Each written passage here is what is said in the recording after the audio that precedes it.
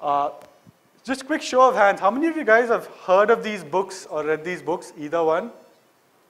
Okay, awesome, which means all you guys have an opportunity to actually go get these books and read them. The book on the left, it's called The Psychology of Influence. It's one of the Bibles of the space, Bibles of persuasion. It's written by a gentleman called Robert Cialdini. So he's a professor of psychology at Stanford. And everybody from the world's greatest entrepreneurs to product designers to marketers, all of them have read this book and hold it in very, very high regard. So today what I'll be doing is dissecting some of these principles. We've used them in the past to great success and show you guys how you can use it in your software, in your products. The book on the right is a newer book. It's by a gentleman called, I forget the name now, Robert Thatcher or something such. It covers a bunch of principles which are not covered in the original book, of which we'll also talk about, right? So what are these principles? So this is a small subset of the principles, but these are the ones I wanted to talk about because I think they contain the most bang for the buck. There are a bunch of others as well. Scarcity, authority, social proof, and nudges. Let's just look at them one by one. So scarcity. So what is scarcity? It's actually a fairly commonsensical notion, once you think about it. As humans, we tend to ascribe more value to things which are scarce than things which are abundant. This is backed by several different research studies, but one in particular I want to talk about. So around 1975, there was a study that was conducted by Cialdini and his team in the US. So what they did is they got two exactly identical glass jars, okay, so completely identical. In one glass jar, they placed 10 cookies. In the other one, they placed 2 cookies. Now they called 2 sets of people, and they asked them how much are you willing to pay for 1 cookie, the first set in jar 1, and the second set in jar 2. Now if you think about it, the cookies are exactly the same, the jars are exactly the same. So logically, rationally, the same value should come out from these 2 groups. However, what happened is the group that basically put a value to the cookie in the jar with only 2 cookies, that value is much higher than the value ascribed to the jar with 10 cookies. Because as humans, we ascribe value to scarcity, right? Let's look at how this can be used in UI design or UX design or product design, right? So this is an e-commerce store. It's a Dutch e-commerce store. Very similar to a Myntra or an Amazon. You have a product detail highlight on the left. You have the sizes on the right, and you have the ability to buy, add your product to the cart on the bottom. That's the CTA in orange. Now, they wanted to improve their conversion, so they got in touch with a local firm. So it's a Dutch conversion optimization firm that they contracted, and they gave them the goal of, okay, can you guys help us improve conversions on this? Now, the firm did multiple things, but in particular, they did one thing which I want to talk about. So if you look carefully, right, do you see what's changed? At the very bottom, the firm just added this one ticking counter. And the counter said, if you buy this particular jacket within X amount of time, you get delivery for the next day absolutely free, right? So what they did is they introduced scarcity in the form of time, right? That this offer, I'm interested in this jacket, but this offer is only available for X amount of time, right? If I don't act on this right now, I won't get next day delivery for free.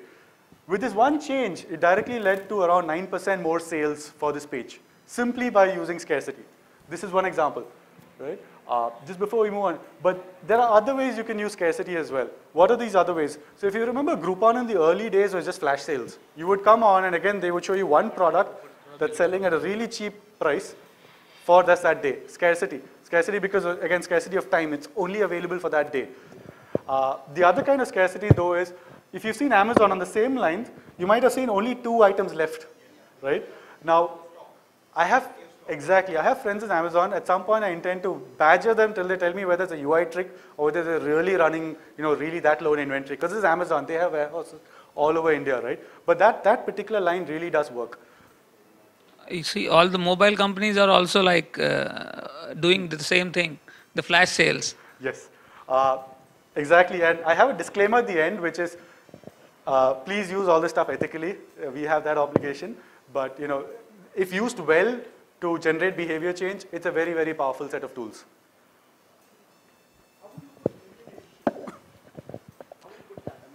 Scarcity or this something? Limited edition is completely scarcity. For example, Apple did it for a genuine cause, I would like to believe, but if you remember, they released the red iPhone, okay, and they did it for AIDS promotion. That's a classic example of limited edition scarcity where it sold out. Only thing is they did it for genuine reasons because they knew the tool they were using, but all that money went to charity. But that's an example of that. Next principle, authority. Authority, again, is very, very simple. As humans, we ascribe more value to something which has been given the stamp of approval by either a person or an organization we hold in authority. What does that mean, right? For example, this is, so I'm guessing all you guys have seen Kaya's clinic centers, across the city because they're across India. This is Kaya's landing page. Very, very straightforward landing page. It talks about the benefit of the particular service, and it talks about, okay, if you want a consultation, here's a lead gen form, please fill it, and we'll get in touch with you. Very, very standard landing page. Again, they got in touch with a digital agency to improve conversions on this page, right? The agency did multiple things, but I'm isolating just one thing that I want to highlight. One of the changes they did was the following. So watch carefully. Do you see the line that says for free consultation, for skin consultation, register here? It's at the very bottom.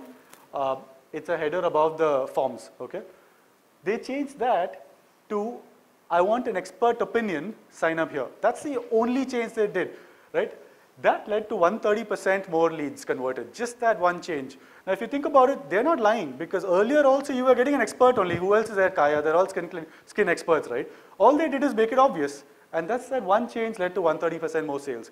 So this is the power of understanding how people think, understanding behavioral cues, and using it correctly, because they've not done anything unethical. You were getting the same offering before, they've just made it more obvious in a way that gets you to notice it. Before we move on, other examples of authority. Testimonials are a classic example of authority, customer testimonials. Now, there's one thing about testimonials I do want to call out. A lot of sites which put up testimonials, they don't think deeply enough about the content of the testimonials. They think if I put a testimonial up, my job is done. But a testimonial really is most powerful when it's similar to the concerns and thoughts and benefits that me as a user, who are users, is looking for. So for example, if a small business is coming onto your SaaS app, let's say it's an accounting app, right? And they see your landing page. For them, a testimonial by another small business, right, is much more valuable, connects much more, gives much more proof than a testimonial by, let's say, freelancers. Because because subconsciously or consciously, the person who's making the decision on behalf of the small business is thinking, okay, freelancers probably have different needs, it might work for them. For my small business, it doesn't work because I have different needs. So take some time out to craft your testimonials accordingly, and it works much, much better. There are tools and frameworks I use personally to craft some of these things. I'm more than happy to share. I've deliberately left them out because I didn't know if Sridhar's going to give me enough time. So I'm happy to share them. Social proof. Social proof is similar to authority. The difference between social proof and authority is authority figures, they're known, they're acknowledged by multiple people as being an authority person, authoritative organization in that space. Social proof is your peers, right? Social proof, in fact, is one of the most popularly used behavior change tools on the internet. Now, what is social proof? Here's one example. How many of you guys heard of Basecamp? Just a quick show of hands. Awesome. And if you're tracking Basecamp, it's a company I have tremendous respect for because not only do they create great software, they also write about the craft. So if you guys are curious, you really should read their blogs because they think deeply about the space we're all at, and they happily share a lot of that insight. So this is Basecamp's landing page, right? There is social proof over here. Can anybody take a stab at telling me where the social proof is? It's fairly obvious. Fourth word, perfect, in the headline, perfect, right? So here you go. Right up in the headline, they're going every week, just last week, over 5,300 companies signed up, for Basecamp. How powerful is that? So imagine, I'm a small business person, I'm looking for a project management tool for my company for various different reasons. I land up on Basecamp. The first question, or one of the most important questions I'm going to have is, okay, so who else is using this? And right at the very top, they've tackled that question head on. How powerful is that? Oh, this is another company. Booking.com is a genius at persuasion tactics. This company, if I had to basically take one company who's exploited every single tactic in the book, it's Booking.com. Booking.com is also a slightly cautionary tale in that there's a risk of overabusing these, but I cannot deny that they're extremely good at what they do. So if you look at this one page, so I've searched for Goa. I'm seeing a list of properties in Goa. In one page, I'm seeing 4 different types of social proof. So if you look at the top, there are ratings. So I know, hey, this property can't be bad because X number of people have given it 5 stars. On the top right corner, I'm seeing, okay, an actual numerical score to it as well. Hey, it's 7.5. I mean, how good is that? Bottom and bottom left and total bottom, I'm seeing, okay, this property was last booked 3 days back. This property was just booked. there's so many signals hitting me that, it's very, very hard for a customer to not book one of these properties. And they don't stop here. They use every signal in the book. So if you want to go to one place to learn how to use these techniques, it's booking.com, but please use them sparingly, so that's just a word of caution. The last principle I want to talk about is nudges. So this is some of the newer thinking in the space of behavioral design that's coming out. A nudge is a fairly, again, all these principles are simple, so you'll hear me describing all these principles as commonsensical, but it helps to call them out because, it gives people ideas. So a nudge is the following, right? The user anyway wants to do something, right? But they don't end up doing that particular action for various reasons. They might think, chodo, I'll do it tomorrow. Or they might think that, okay, just too much work for me. The intent is there, but they don't end up doing it. So a nudge is just your way of pushing them along that right path, okay? Here is an extremely famous example of a nudge. It's not software. Okay, so here's the backstory to this, right? This is kind of fascinating when I came across it the first time. Amsterdam's international airport had the following problem, okay, which every international airport has. In the men's urinal was extremely filthy, okay, because men, as you all know, can't aim straight, okay. And this is not cool because, you don't really want to spend too much money and administrative effort to keep your bathrooms clean. So they tried this experiment where they painted the picture of a black horsefly on the urinal. So that's not a real fly, it's just a photo, right? So they did this on the urinals, and this is the data that came out. Reduce spillage, so that's a term, it's a polite term. Reduce spillage by 80%, just that little act. So that's the kind of impact behavioral design can have. Actual valuable money being saved because you've reduced spillage. Behavioral design can also be done poorly. Here's an example where it's taken a bit too far, right?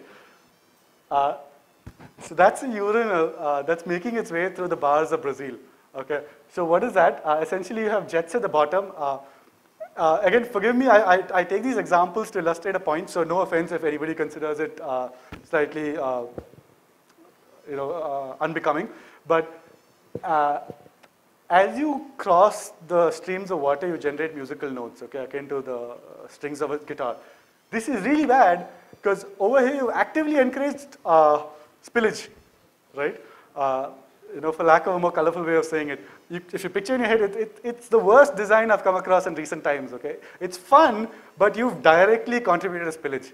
So this is how not to do behavioral design. So, okay, we've talked about nudges in the real world. This is how, this is an example of a nudge done in software. Basecamp again. So when you basically sign up for a Basecamp account and you land up on Basecamp, most other project management tools would land you up on a blank screen. They might give you a copy or two, but for a fresh user, you're left with a sense of being overwhelmed. There's all this stuff, you don't know how to get started.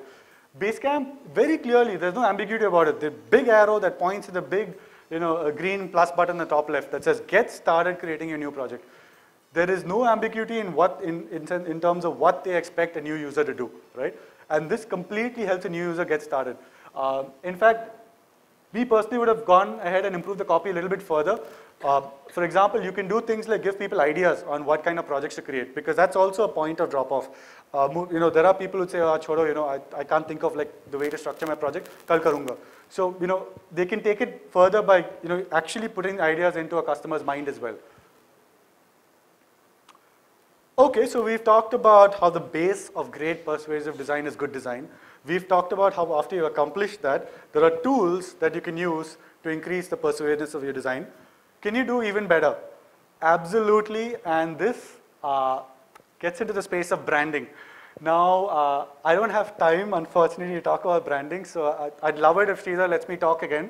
And the next time we meet, we'll have a full-on session on branding. But this is what I wanted to share with you guys on persuasion and persuasion in design. And thank you for your time.